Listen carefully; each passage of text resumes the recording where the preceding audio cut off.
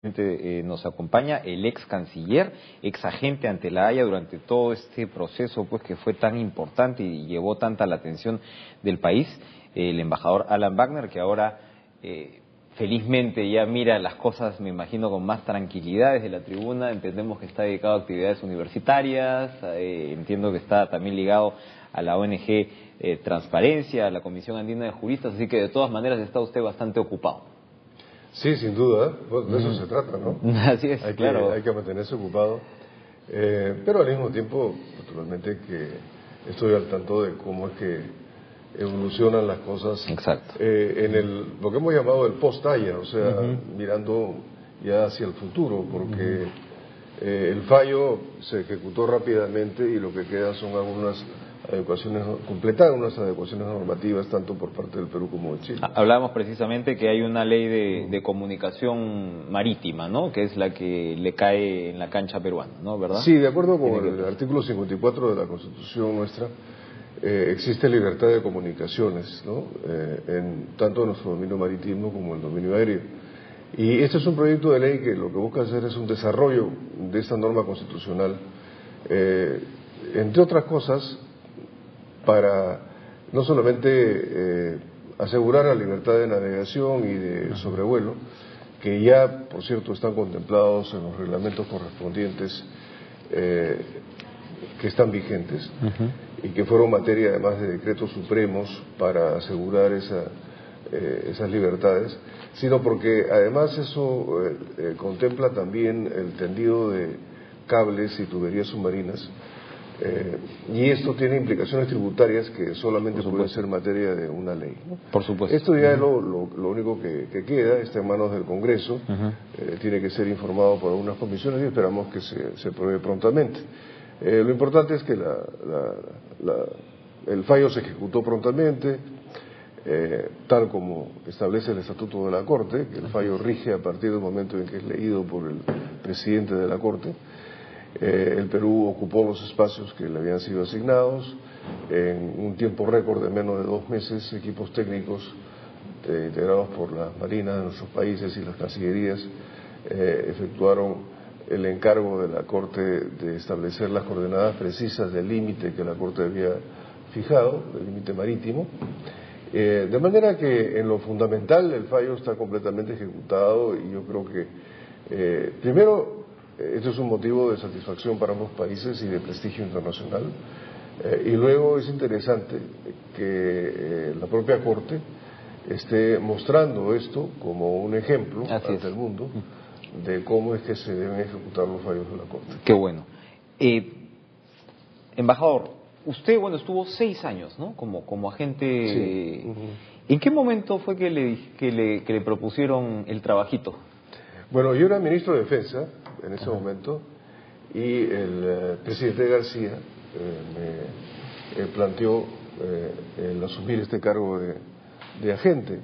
Entre otras razones, supongo por el hecho de que siendo canciller durante el primer gobierno del presidente García, en 1986 me tocó hacer una gestión inicial con el gobierno chileno, planteándole al entonces canciller de Chile la necesidad de abordar el tema del límite marítimo y le pedí que recibiera al embajador Bácula en misión especial. Claro, el famoso memorando Bácula, ¿no? Que es una piedra de toque para la estrategia peruana luego, ¿no? Del cual se deriva este memorándum Bácula, ¿no? El embajador Bácula, a mi pedido, tuvo una larga reunión con el canciller de Chile y sus asesores. A pedido, es más, del propio canciller, prepara este memorándum que es enviado con una nota diplomática, con lo cual se logró el objetivo, que era colocar el tema en la agenda, ¿no? Para que en el futuro pudiera ser tratado. Entonces, más de 20 años después, de alguna manera usted cierra el círculo a la hora de aceptar el trabajo de... ¿no? Así es, y como le expresé al presidente en su momento, pues eso que me proponía iba a ser el mayor desafío de mi carrera. Por supuesto, porque recordando, ahora ya podemos verlo desde otra perspectiva, pero en ese momento, cuando recién se inicia el caso y cuando se toma la decisión, o antes, digamos, a principios del segundo gobierno aprista, la suerte no estaba echada, o sea, había muchos actores incluso dentro del gobierno que veían con inquietud presentar la demanda, ¿no? En el sentido, claro, esto era sottovoce, ¿no? En el sentido que no se tenía de mucha seguridad, ¿no? Que en la solidez del caso, ¿no? De si es que era un riesgo entonces aún, ¿no? Sí. Y el caso se va, por supuesto, construyendo, se va volviendo más sólido con el paso del tiempo. Cómo no, pero también hay que tener en cuenta que desde antes es que se comenzó a trabajar el camino hacia La Haya, ¿no? Esto fue durante el gobierno del presidente Toledo. Durante mi gestión como canciller se forma el grupo de trabajo para elaborar el proyecto de ley de líneas de base, que era, digamos, el punto de partida para definir exactamente, ¿no?, los linderos de nuestro límite marítimo en el sector sur, de nuestras 200 millas en el sector sur. Y luego, bajo la gestión del embajador Rodríguez Cuadros, como canciller, es que él le plantea concretamente a Chile el inicio de negociaciones, se produce la negativa formal chilena, y eso abre el camino para, aplicando el Pacto de Bogotá, llegar a la Corte de La Haya, ¿no? De manera que es algo que se fue trabajando profesionalmente, ¿no? Cumpliendo los pasos que establece el derecho internacional. Y efectivamente, este es un caso complejo, ¿no? Sabíamos que era un caso complejo porque simplemente para considerar de que en la época que acontecieron estos sucesos, fines de los años 40, comienzos de los 50, no existía un derecho internacional del mar. Por supuesto, claro. Lo que existía era el tiro de cañón hasta las 3 millas, que luego se amplió a 12, pero nada más, ¿no? De manera que los instrumentos que se firmaron, los actos que tuvieron lugar, no estaban inmersos en una pauta clara del derecho internacional y por consiguiente estaban sujetos a interpretación. Lo que estaba muy claro para nosotros, para el Perú, era que no existía un tratado que hubiera establecido un límite marítimo con Chile hasta la 200 millas. Y de ahí, con lo que usted menciona, viene esa pregunta crucial de uno de los jueces durante las audiencias orales, que yo creo que marcó un antes y un después, al menos para el seguimiento de la prensa, ¿no? Que dice, ¿ustedes creen, ¿no?, que con los instrumentos que se tenían en aquel entonces se podía definir límites marítimos de acuerdo a los usos, digamos, actuales, ¿no? Así es. Entonces eso me imagino que fue muy celebrada esa pregunta por allá por La Haya, ¿no? Sin duda, eso es lo que se denomina la intertemporalidad del derecho. Es decir, que los actos, sean convenios o prácticas de Estado, deben interpretarse a la luz de lo que era el derecho internacional de la época. Y nosotros lo habíamos planteado ya a través de la intervención de unos abogados, del profesor Tullio Treves, profesor italiano de gran prestigio, que había sido juez además del Tribunal del Mar de Hamburgo. Y precisamente sobre esto es que hace la pregunta el juez Benuna de Marruecos, ¿no? Pregunta que obviamente Chile no pudo responder, porque si respondía que sí, o sea, que caía en falso, y si respondía que no, quedaba en el aire, ¿no? De manera que eso yo creo que fue una de las tantas cosas importantes que permitieron fortalecer nuestra posición dentro de las complejidades que el caso tenía, ¿no es cierto? Definitivamente a cualquier periodista le hubiera gustado hacer lo que se llama pues la mosca en la pared en esas, me imagino, deliberaciones que tenían ustedes con el equipo legal, ¿no? Y usted ha recordado en los últimos días cómo un punto crucial fue el hecho de que Perú decidiera como estrategia o como eje de su estrategia jurídica trasladar el peso de la carga a Chile, ¿no? O sea, que Chile tuviera que demostrar que lo que teníamos eran pues tratados de límites en forma, ¿no? Entonces, a partir de ahí me imagino es que se centra de alguna manera lo que fue el juicio, ¿no? Sí, eso fue un giro en la estrategia que hicimos con miras a la fase oral. Porque ya en la fase escrita, a través de los alegatos, memoria y nuestra réplica, habíamos probado ampliamente la inexistencia de ese tratado de límites y que, por cierto, la Declaración de Santiago de 1952, que Chile sostenía que era el tratado que había fijado el límite marítimo entre nuestros países, no era tal. Entonces, en lugar de, en la fase oral, desgastarnos, ¿no?, con el mismo argumento, lo que hicimos fue dar por sentado de que ese tratado no existía, pasar a exponerle a la Corte cómo es que el límite debía ser fijado, ¿no? Y trasladarle a Chile la responsabilidad de probar dónde estaba ese tratado, ¿no? Cosa que obviamente claro.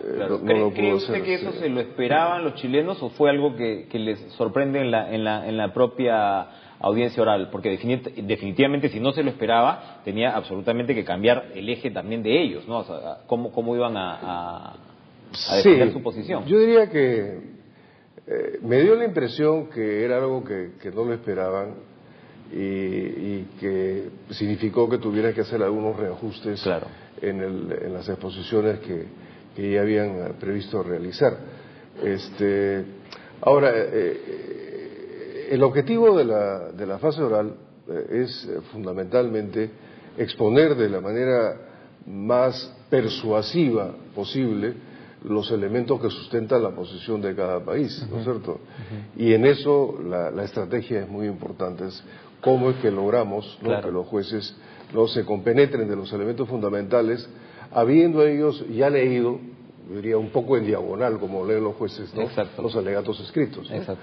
Y en ese sentido la estrategia fue efectiva, ¿no? Cuando se da este primer retraso, ¿no?, o se anuncia que se anuncia la fecha, ¿no?, de la que se decía que iba a ser antes, ¿no?, la lectura de la sentencia, lo que se interpretó en ese momento fue que, bueno, si es que está ocurriendo eso es porque hay alguna deliberación, ¿no?, entre los jueces, y si hay alguna deliberación, lógicamente nos debería beneficiar, ¿no?, porque se va a romper el statu quo. Ya desde entonces se especulaba un poquito con los principios de la sentencia, es decir, respetar el paralelo hasta la milla 80 y de ahí abrir, ¿no?, a la posición peruana. ¿Ustedes tenían, me imagino, información al respecto, especulaciones? Porque claro, la Corte pues actúa de manera muy hermética, ¿no? Ninguna información. Ninguna información porque efectivamente, como usted ha dicho, las deliberaciones de la Corte son reservadas y en eso la Corte es muy seria, ¿no? Claro. O sea,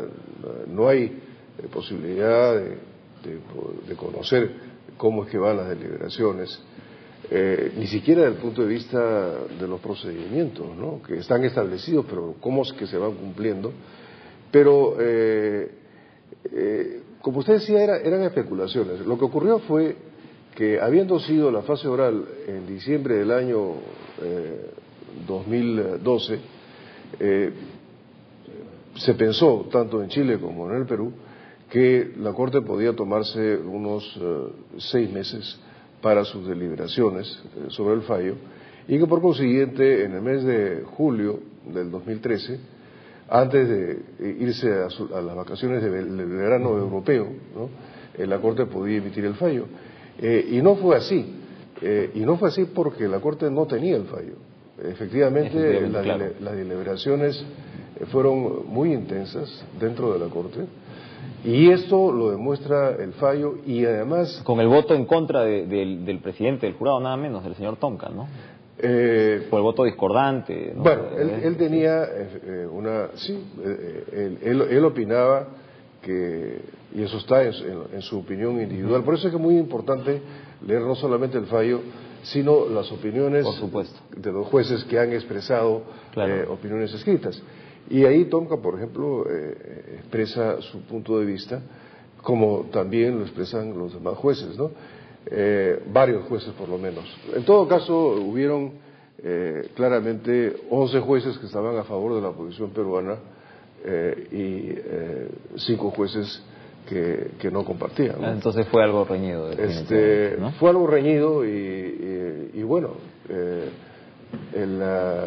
los jueces no tienen que limitarse a los argumentos expuestos por las partes en el proceso, sino la Corte tiene la posibilidad de desarrollar su propio enfoque de los temas y resolver sobre esa base. El momento culminante que fue la lectura del fallo, bueno, era la gran expectativa, pero desde el momento en que el presidente de la Corte, al leer el fallo, dijo que la Corte consideraba que la Declaración de Santiago no era el Tratado de Límites Marítimos que Chile aducía, ya nosotros supimos que gran parte del fallo lo habíamos ganado, ¿no? Lo demás era ya cómo es que la Corte construía el límite marítimo, ¿no? Muy bien. Embajador, muchísimas gracias por su visita. Vivió usted un proceso histórico en el ojo de la tormenta o en el ajo, como se dice, ¿no? Así que bueno, felicitaciones y disfrute usted además de este primer aniversario. Yo quisiera destacar, muchas gracias, y destacar que algo que es muy importante para nosotros como país, que esta fue una política de Estado que fue ejecutada coherentemente por varios gobiernos democráticos y con un sólido respaldo nacional, ¿no? Gracias a eso es que llegamos a este resultado. Nosotros como equipo nos sentimos siempre muy respaldados por saber que estábamos actuando sobre la base de esos dos grandes pilares, ¿no? La política de Estado de los gobiernos y el apoyo de la opinión pública nacional. Y yo creo que esto debe hacernos reflexionar, ¿no? Porque logramos un objetivo muy importante para nuestro país y uno cabe preguntarse si es que igualmente no podemos desarrollar políticas de Estado, ¿no? Y consensos nacionales en torno a otros temas importantes de la agenda nacional. Por supuesto, un proceso ejemplar que efectivamente pues debería servir de referencia para nuestra clase política. Muchas gracias otra vez y vamos